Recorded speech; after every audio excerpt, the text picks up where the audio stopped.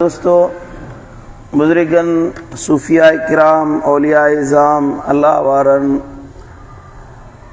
पंहिंजे किताबनि में तालीमात में ज़िक्र फरमायो आहे त 10 अहिड़ा अमल आहिनि जेके इंसान खे हलाक ऐं बर्बाद करे छॾींदा आहिनि, जेके इंसान जे लाइ दुनिया में बि रुसवाई ऐं ज़िल्लत जो सबबु बणिबा आहिनि ऐं आख़िरत में बि उहे उन जे लाइ अज़ाबनि पुछाणनि ऐं अल्लाह जे ॾमर ऐं कहर जो सबबु बणिबा आहिनि। 10 अमल इनशा अल्लाह तव्हांखे तरतीब सां ॿुधाईंदुसि। उमेद आहे त इनशा अल्लाह मुंहिंजा दोस्त भाइर उन ते अमल कंदा, उन खां बचण जी कोशिश कंदा। उन मां सभ खां पहिरियों हलाक कंदड़ अमल आहे बुख़ुल करणु। बख़ीली बुख़ुल करणु हिकिड़ी तमामु ख़राबु आदत आहे जेका इंसान जे दिलि खे तंग करे छॾींदी आहे, सख़्तु करे छॾींदी आहे। बख़ील माण्हू माल हुअण जे बावजूदि बि कंहिंजी मदद न कंदो, कंहिंजी इमदाद न कंदो। बख़ील माण्हू न पंहिंजनि सां सवलो सलूक रखंदो, न मिटनि माइटनि सां सुठो सलूक रखंदो, न मिसकीननि न ज़रूरतमंदनि जी भलाई चाहींदो आहे। ऐं इहा अहिड़ी आदत आहे बुख़ुल करणु, अहिड़ी आदत आहे जेका माण्हू जे समाज में उन जे लाइ मुहबत खे ख़तमु करे छॾींदी आहे, जेका भाईचारे खे ख़तमु करे छॾींदी आहे। बुख़ुल इंसान जी ग़ुरबत में इज़ाफ़ो कंदो आहे। बुख़ुल दिलियुनि में हसद पैदा कंदो आहे। बुख़ुल इंसान जे लाइ मुसीबतुनि जा दरवाज़ा खोलींदो आहे। बुख़ुल इंसान जी दिलि खे बेचैन करे छॾींदो आहे। गॾोगॾु बुख़ुल इंसान जे लाइ आज़माइशुनि जा दरवाज़ा खोलींदो आहे। माण्हू हिकिड़ी मुसीबत मां न निकिरंदो, ॿी में वञी पवंदो, ॿी मां निकिरंदो, टी में वञी पवंदो। हज़रत सैयदना हैदर कर्रार मौलाए कायनात अलीउल मुर्तज़ा रज़ियल्लाहु तआला अन्हु वरदा फरमाइनि था, अजिब्तु लिल बख़ील यतअज्जलुल फ़क़्र अल्लज़ी मिन्हु हरब। ॿुधो, मूंखे उन बख़ील माण्हू ते ॾाढो तअज्जुब थो थिए जेको पंहिंजो पाण खे फ़क़ीर ऐं कंगले करण में तकड़ करे रहियो आहे। पंहिंजो माल आहे, पंहिंजो पैसो आहे, पंहिंजो ॾोकड़ आहे, पंहिंजी जान ते बि ख़र्च नथो करे, ॿियनि ते त ख़र्च नथो करे, पंहिंजी जान ते बि ख़र्च नथो करे। इहो आहे बख़ील। ऐं हैदर करार फरमाए फयईशु फी दुनिया ऐशल फुकरा। उन पंहिंजी ज़िंदगी फ़क़ीरनि वांगुरु गुज़ारी। अजीब आहे, हैदर करार थो फरमाए बख़ील माण्हू अजीब आहे, पंहिंजी ज़िंदगी ग़रीबनि वांगुरु, फ़क़ीरनि वांगुरु ऐं साईं मुंहिंजा मोहताजनि वांगुरु गुज़ारी। वयुहासबु फिल आख़िरति हिसाबल अग़निया। ऐं वरी जॾहिं क़यामत जो ॾिहाड़ो थींदो, हिसाब किताब थींदो त उन खां अमीरनि वारो हिसाब वरितो वेंदो। पैसो त हुयो न, ॾोकड़ हुयो, दौलत हुई, उहा अॻियां ख़र्च न कयईं, न पंहिंजी जान ते ख़र्च कयईं, न ग़रीबनि में तक़सीम कयईं, न सखावत कयईं, न फयाज़ी कयईं। पंहिंजो माल ॻणींदो, ठाहींदो, लिकाईंदो आयो, न ख़र्च कयईं, कंजूसी कयईं। जॾहिं क़यामत जो ॾिहाड़ो थींदो त रुपए रुपए जो हिसाब थींदो, तव्हांजो उन खां अमीरनि वारो हिसाब वरितो वेंदो। ज़िंदगी ग़रीबनि वांगुरु गुज़ारी, हिसाब अमीरनि वारो। ॻाल्हि सम्झो था, हाले कोन था सम्झो? बख़ीली चवंदा आहिनि अल बुख़्लु फिल लुग़ति हुव मनउ साइल मिम्मा यंबगी बज़लुहु व हुव ज़िद्दुल जूद व सखावत। बुज़ुर्गनि फरमायो आहे त बख़ीली आहे त सुवाल कंदड़ खे, कंहिं ज़रूरतमंद खे उन शइ खां महरूम करे जेका शइ उनखे ॾियणी आहे।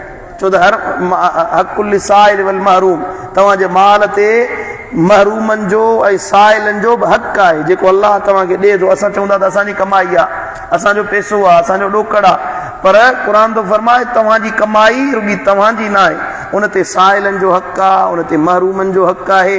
बुज़ुर्ग फरमाइनि था त साइल खां महरूम खां उन जे हक़ खे महरूम करण खे बख़ीली सॾिबो आहे। ऐं इहो सखावत, जूद, इनायत जो ज़िद आहे। ऐं इमाम राग़िब अस्फ़हानी रहमतुल्लाह अलैहि फरमाए थो, अल बुख़्लु हुव इम्साकु मा यजिबु बज़लुहु। बुख़ुल उन शइ खे रोकण जो नालो आहे जंहिंजे ॾियण जो अल्लाह वाजिबन अमुर फरमायो आहे। अल्लाह अमुर कयो आहे ॾियो, ऐं तव्हां वरी बख़ीली कयो, तव्हां वरी पाण उनखे रोकियो। इनखे क़ुर मजीद में अल्लाह ताला अशुह जो लफ़्ज़ फरमायो आहे बख़ील जे लाइ। शुह, अशु, शीन हे, शुह जो लफ़्ज़। शुह सॾिबो आहे बख़ील खे, इहो बख़ील आहे, इहो कंजूस आहे।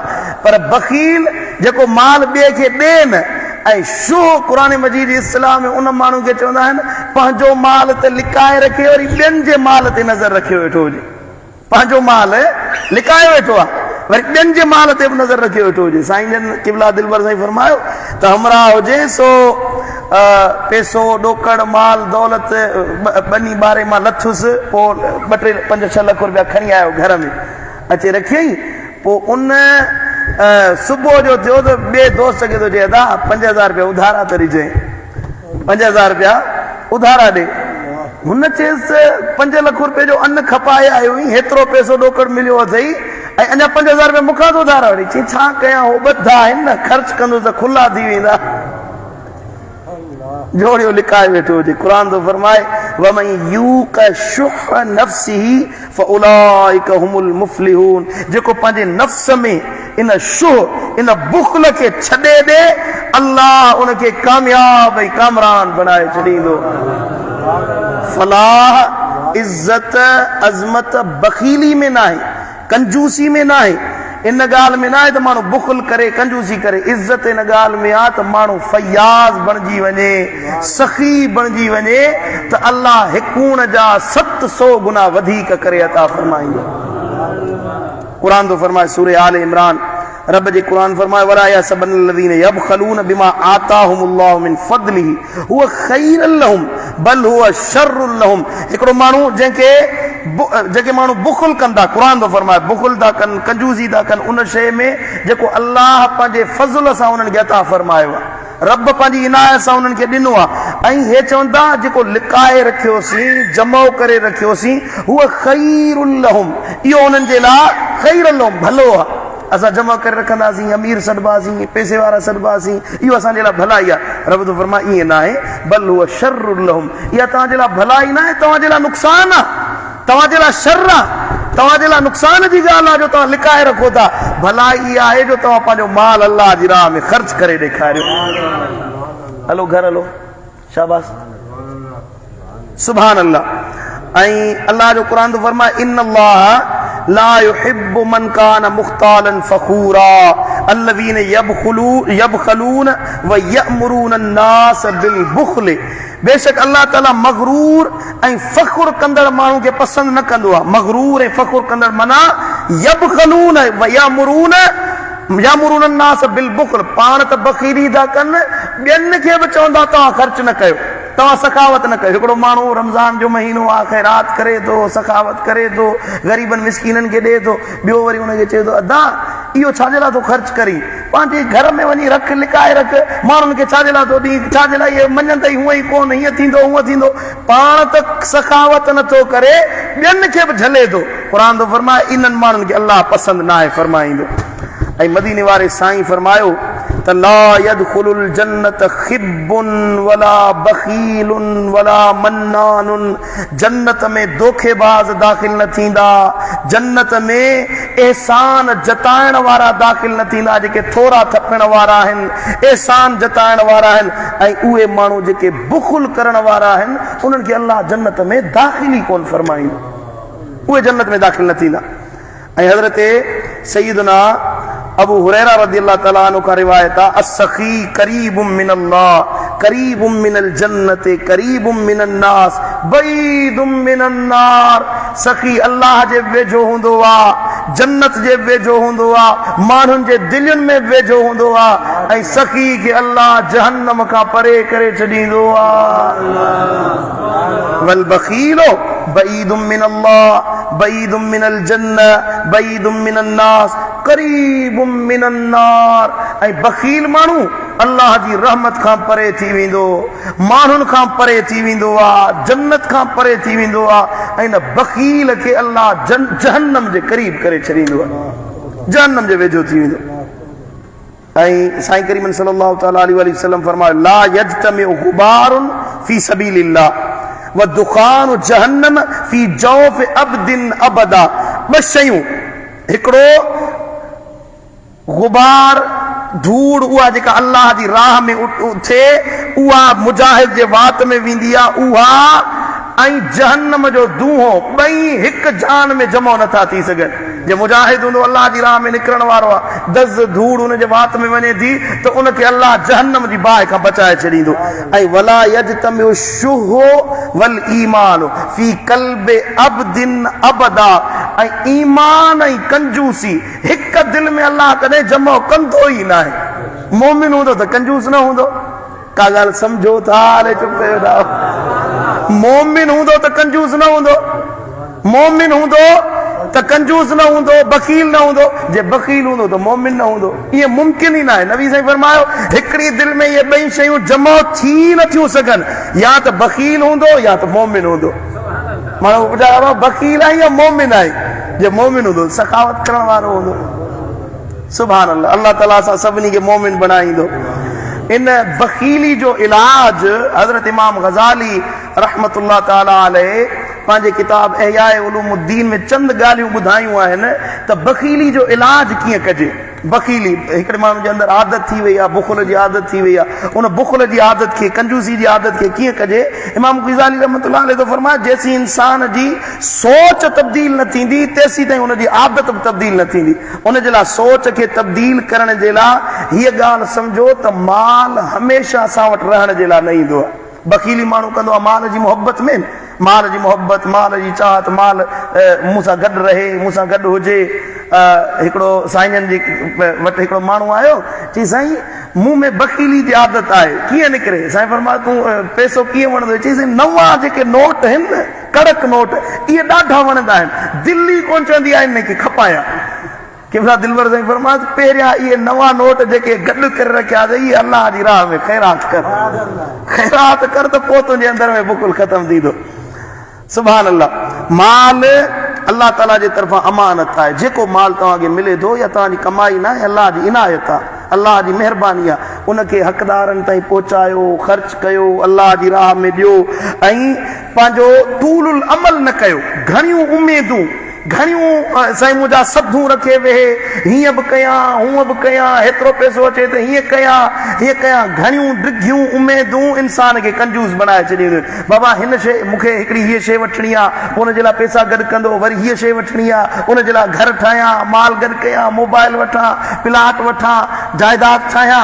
उन घणाई जी तलब, ॾिघियुनि उमीदुनि में माण्हू बुखुल करणु शुरू कंदो आहे। इमाम गज़ाली तो फरमाए तव्हां ॾिघियूं उमीदूं रखणु छॾे ॾियो, बल्कि इहो सोच धारियो जेको अल्लाह मूंखे ॾिनो आहे मां हुन में राज़ी आहियां, जेको रब मूंखे ॾिनो आहे। इहा तूलुल अमल, ॾिघियूं उमेदूं तॾहिं ख़तम थींदियूं जॾहिं तव्हां मौत खे घणो यादि कंदो।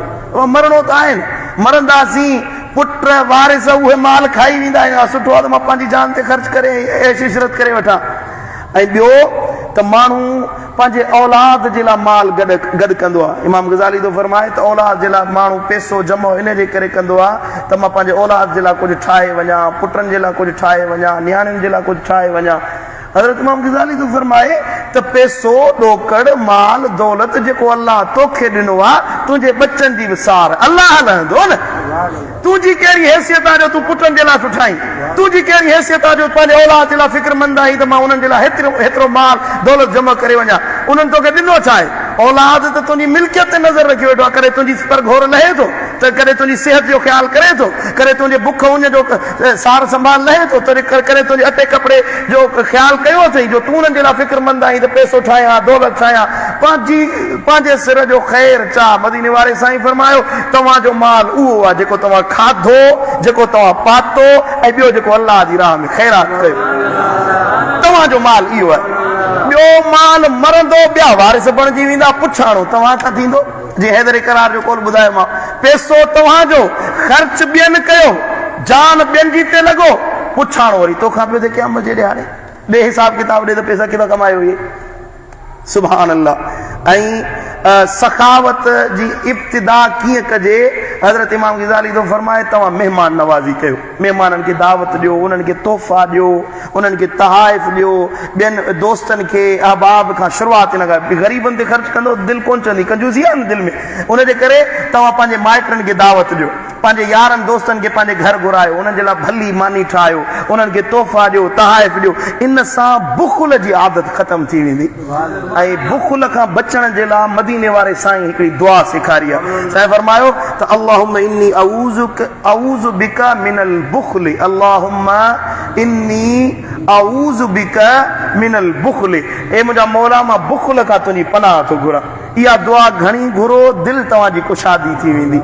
ऐं हज़रत सैयदना यहया बिन मुआज़ रहमतुल्लाह ताला अलैहि जो फरमाए, दुनिया जो माल हिकिड़े नांग वांगुरु आहे, दुनिया जो माल नांग वांगुरु आहे ऐं उन जो ज़हर बुख़्ल आहे।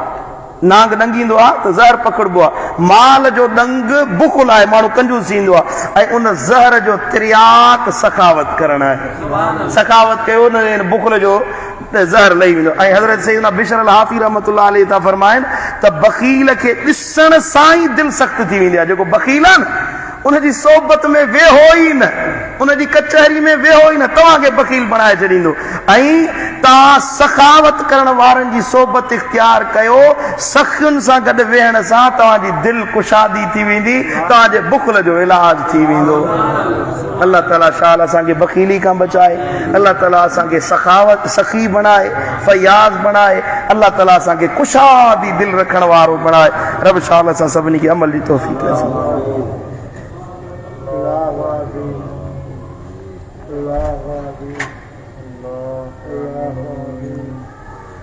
Allah